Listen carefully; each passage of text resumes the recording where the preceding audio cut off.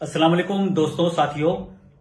हिंदुस्तान के नागरिक से मैं एक सवाल करना चाहता हूं कि ये भारत विभिन्नताओं का देश है, आस्थाओं का देश है।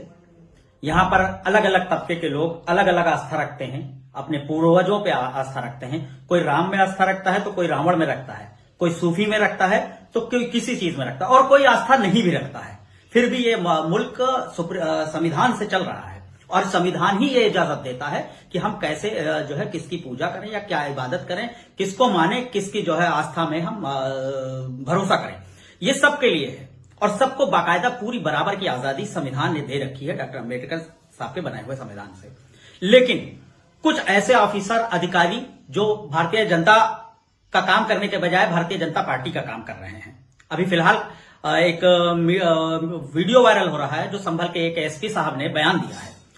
सैयद सालार मसूद गाजी रहमतुल्लाह अलैह के जैसे लोगों, सूफी जैसे लोगों के खिलाफ उन्होंने एक ऐसे नाजेबा अल्फाजों का इस्तेमाल किया है जो अमूमन कोई नहीं करना चाहता था, जिनका 1000 से ज्यादा 1000 साल से लोग यहां पर हिंदू, मुसलमान, सिख, ईसाई उनमें आस्था रखते हैं, उन पे जाते चढ़ाते हैं। चलिए मान लेते हैं कि अगर उनको नहीं भी आस्था रखते, लेकिन कोई तो मानता है उनको। अगर उनको मानता है तो उनको कोई हक नहीं था, तो उनको उनके आस्था वो डिसाइड करने वाले कि अगर आप इस पे आस्था में मेला ऑर्गेनाइज करेंगे या मेले में जाएंगे, नहीं जाएंगे तो आप देशद्रोही हो जाएंगे। ये कौन होते हैं जो ये डिसाइड करने वाला? संविधान से ऊपर है क्या? संविधान की इन्होंने शपथ लिया या भारतीय जनता पार्टी की शपथ लिया है?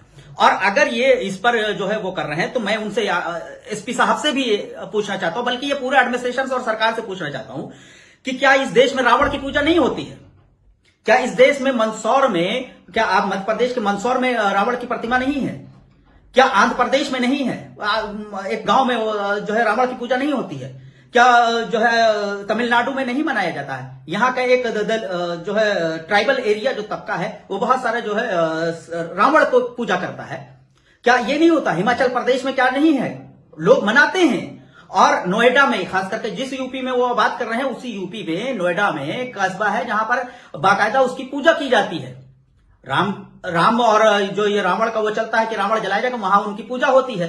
क्या उस पर कभी नहीं बोले? वो उस पर देशद्रोही नहीं हो रहा?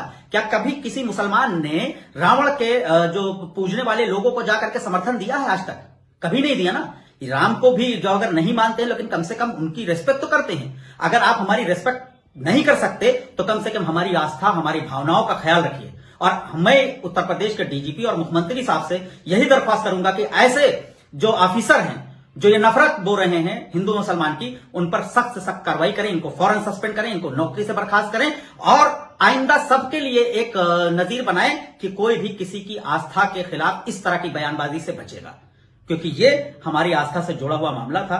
बहराइच जिले का होने के नाते, अलीगढ़ मुस्लिम यूनिवर्सिटी से जुड़े हुए होने के नाते मैं आज जो है मुद्दवाना दरखास्त करता हूं सरकार से कि उन पर बहुत सख्त कार्रवाई करनी चाहिए। शुक्रिया।